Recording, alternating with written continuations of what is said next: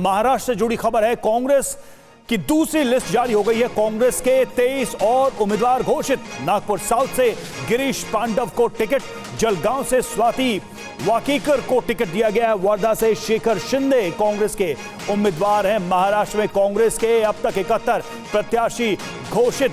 राजीव हमारे साथ, हमारे संवाददाता जुड़ चुके हैं। राजीव, इस नई लिस्ट को लेकर क्या जानकारी मिल रही है, क्या खास बातें दिखाई दे रही हैं कांग्रेस की इस लिस्ट में? देखिए, इस लिस्ट में 23 लोगों का नाम है, लेकिन जो सबसे प्रमुख जो नाम दिया गया है वो गिरीश पांडव का है। गिरीश पांडव जो है, उन्हें नागपुर साउथ से कांग्रेस ने उम्मीदवार बनाया है।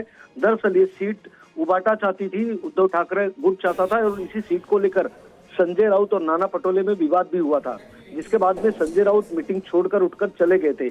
लेकिन कांग्रेस ने इस सीट आखिरकार यूबीटी को नहीं दिया, ये सीट अपने पास रखा और गिरीश पांडव को उम्मीदवार बनाया है। दरअसल नागपुर साउथ से खुद उप मुख्यमंत्री और गृह मंत्री देवेंद्र फडणवीस जो है वो मैदान में है। ऐसे में कांग्रेस का सीधा मुकाबला जो है देवेंद्र फडणवीस से होगा। इसके अलावा अगर और कुछ प्रमुख नामों की बात करें तो जिस तरह से मुंबई में कालू बुदेलिया को पीयूष गोयल के सामने लोकसभा चुनाव में उतारा गया था, इस बार कालू बुदेलिया को कांदिवली ईस्ट से उम्मीदवार बनाया गया है विधानसभा के लिए। लेकिन ये बीजेपी की सिटिंग सीट है, इसलिए कालू बुदेलिया के लिए आसान नहीं होगा।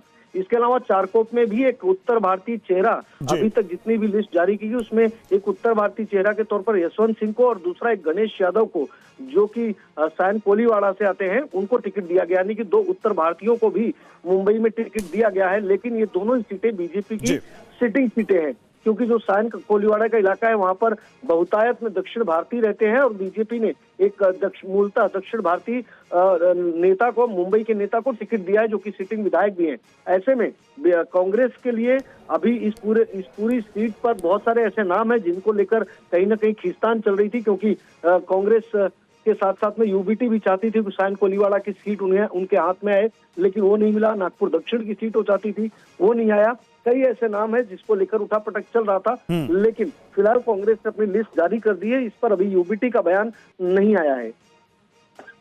बहुत बहुत शुक्रिया राजीव आपका।